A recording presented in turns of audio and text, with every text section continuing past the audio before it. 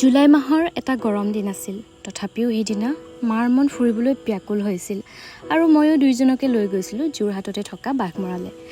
ৰাস্তাৰ মাজতে একাপ চাহ খাইছিলোঁ আৰু যেতিয়া আমি গৈ বাঘমৰা পাইছিলোঁগৈ তেতিয়া ব্ৰহ্মপুত্ৰৰ কলকলীয়া ঢৌ চকুত পৰিছিল মা দেউতাৰ মুখত আৰু তেওঁলোকৰ মুখৰ উজ্জ্বলতা দেখিবলৈ পাই মোৰো হৃদয় এখন আনন্দেৰে ভৰি গ'ল। নৈ পাৰত মই আৰু মা বহি আছিলোঁ।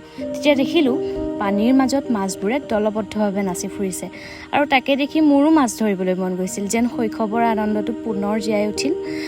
মা আৰু মই অলপ পিকনিকৰ দৰে নিজৰ লগত অনা খাদ্যবোৰ খাইছিলোঁ আৰু তাতে লগ পালোঁ আমাৰ এজন খুব আদৰণীয় খুৰা, যাৰ টেণ্টত আমি 4 বছৰ আগতে ৰাতি কটাইছিলোঁ। লাইফৰ ফাৰ্ষ্ট কেম্পিং নাইট আছিল। আমি তেতিয়া বহুত সৰু হৈ আছিলোঁ, সঁচাকৈ বহুত সৰু।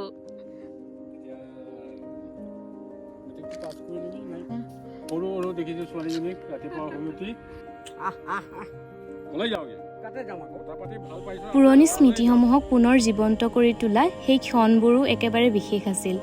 বাঘমৰাৰ ইক' কেম্পত আমি স্থানীয় লোকৰ সৈতে কথা বতৰা হ'ল, তাৰ স্থানীয় খানা খালোঁ, তাৰ জেগা চালোঁ। চাৰিওফালে কেৱল সেউজীয়া বন, প্ৰকৃতিৰ শীতলতা আৰু নদীৰ ঢৌ।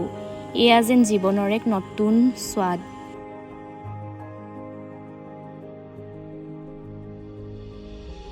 সন্ধিয়া আমি উভতি আহিলোঁ আৰু দিনটো অন্ত হ'ল তিতাবৰৰ B&K ৰেষ্টুৰেণ্টত সুস্বাদু ভোজনেৰে।